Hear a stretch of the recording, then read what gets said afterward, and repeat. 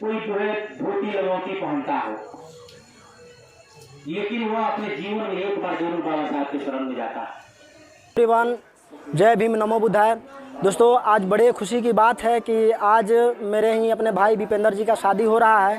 तो वहाँ पे जो कथा होता है था, पहले से जो परंपरा चला आ रहा था कि सत्यनारायण भगवान की कथा होगा, और जो पूजा मटकोर जिस प्रकार से पहले मनाया जाता था, तो दोस्तों अभी के समय में भाई ने बदलाव किए हैं। और जो बाबा साहब जो भीमराव अंबेडकर जी हैं, जो बौद्ध धर्म के माध्यम से आज इस भाई साहब का शादी हो रहा है, तो हम आप लोगों को बताना चाहेंगे कि जो बौद्ध धर्म से शादी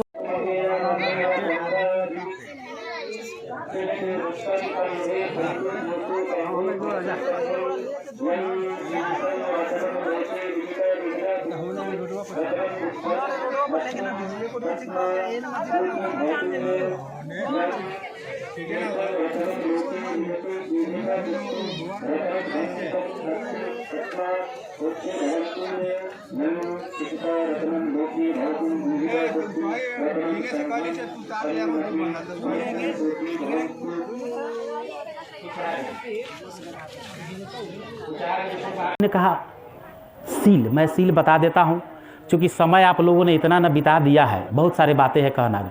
सील मैं बता देता हूँ, सील बताना बहुत जरूरी है। बुद्ध ने कहा था कि 5 जो सील है उसे हर एक स्त्री पुरुष को जो है उसको अपनाना चाहिए। और आप लोग जो है अभी सील का मैंने पढ़ाया था, पाणातिपाता वीरमणि शिखापदम समाध्यामि।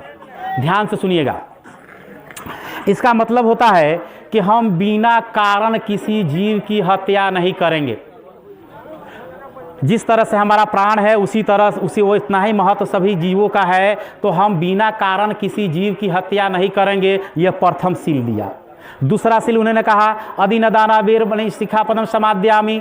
इसका मतलब होता है कि हम चोरी नहीं करेंगे।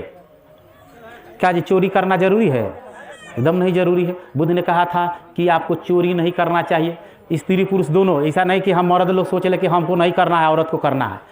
भाई औरतों को चोरी नहीं करना है, किसी को चोरी नहीं करना है। बुद्ध ने सील दिया, सबके लिए जरूरी है।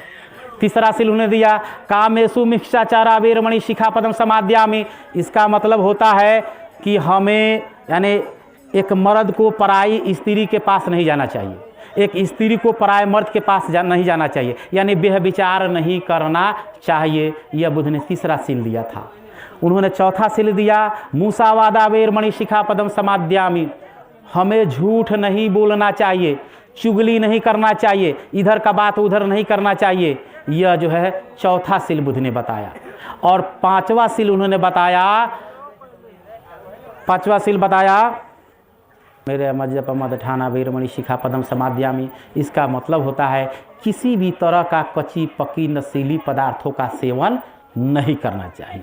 अर्थात दारू शराब गांजा हफीम जो भी चीज़ें नशीली पदार्थ है, हमें उसका सेवन नहीं करना चाहिए। ये 5 सील जो है बुद्ध ने मनुष्य के लिए बताया कि अगर जो आदमी वह रूपवान गुणवान बुद्धिमान धनवान नहीं भी है, लेकिन सीलवान है, अगर वह इस 5 सीलों का पालन करता है तो समाज में उससे मान सम्मान मिलेगा। मनुष्य के पास सबसे बड़ी पूंजी अच्छे विचार है, क्योंकि धन और बल किसी को भी गलत रास्ते पर ले जा सकता है, किंतु अच्छे विचार जो है अच्छे कार्यों के लिए प्रेरित करता है, वह कभी जो है गलत रास्ते पर नहीं ले जा सकता। बुद्ध कहते हैं शिक्षा ऐसा वृक्ष है जो दिल में उगता है, दिमागों में पलता है और जुबान से फल देता है।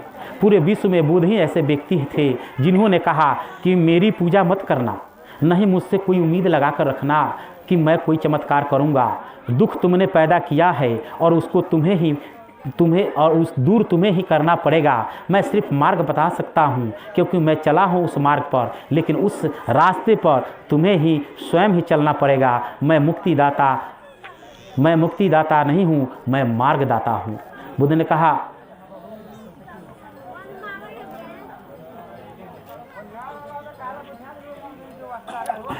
बुद्ध अब आपको लोगों को मैंने बुद्ध के बारे में बताया कि आखिर बुद्ध जो है सिर्फ बुद्ध ही नहीं, आप भी बुद्ध हो सकते हैं। जो भी आदमी बुद्ध हो सकता है। बुद्ध क्या है? बुद्ध पुरुष किसे कहते हैं?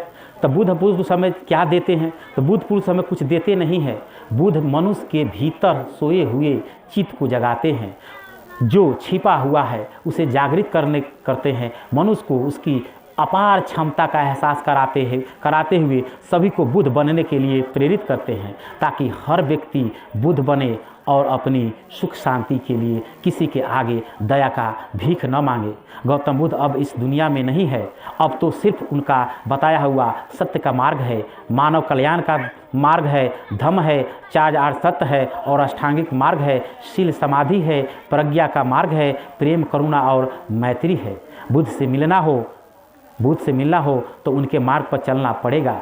बुद्ध तो व्यक्ति के आचरण में है, सीलों के पालन में है, झलकते हैं। बुद्ध के दर्शन तो ध्यान साधना द्वारा भीतर झांक कर मन को निर्मल करने से होता है। यदि ज्ञान ध्यान और शील समाधि व प्रज्ञा के मार्ग पर चलते हुए बुद्ध का रास्ता आनंद और सुखमय लगे, मानव कल्याण का लगे, तो बुद्ध के प्रति श्रद्धा के साथ वंदन जरूर करना, कृतज्ञता जरूर प्रकट करना कि हे तथागत बुद्ध, आप इस धरती पर आए और संपूर्ण मानव जगत का कल्याण कर गए। बुद्ध ने कहा था कि असली सुंदरता जो है, बुद्ध ने असली सुंदरता के बारे में बताया था कि जिस शरीर को लोग सुंदर समझते हैं, मौत के बाद वही शरीर सुंदर क्यों नहीं लगता है, उसे जला क्यों दिया जाता है। जिस शरीर को सुंदर मानते हैं, जरा उसकी चमड़ी उतार कर देखो, तब हकीकत दिखेगी कि भीतर क्या है। भीतर बस रक्त मल और कचरा भरा पड़ा है, तो फिर यह शरीर सुंदर कैसे हुआ। शरीर में कोई सुंदरता नहीं है, सुंदरता होती है उसके कर्म में, उसके विचार में, वाणी में, उसके व्यवहार में, संस्कार में और उसके चरित्र में। जिसके जीवन में यह सब कुछ है, वही मनुष्य इस दुनिया के सबसे सुंदर इंसान है। बुद्ध ने कहा, अहंकार कभी भी सत्य को स्वीकार नहीं करता और सत्य को जानने वाला कभी अहंकार नहीं करता। बुद्ध कहते हैं कि क्या है ये तूफान जब हमला करता है तो बड़े बड़े पेड़ उखड़ जाते हैं, लेकिन साधारण घास हमेशा जीवित रहता है। सरल और अहंकार रहित होना हमें अधिक शक्तिशाली और स्थिर बनाता है। जिस तरह बूंद बूंद पानी से घड़ा भर जाता है, उसी तरह बुद्धिमान व्यक्ति थोड़ा थोड़ा अच्छाई समेट कर अच्छाइयों से भर जाता है। बुद्ध का क्या मतलब है? बुद्ध का मतलब है, बुद्ध कोई महात्मा नहीं है, बुद्ध कोई ऋषि नहीं है, बुद्ध कोई पाखंडी नहीं है, बुद्ध कोई तपस्वी नहीं है, बुद्ध कोई धर्मगुरु नहीं है।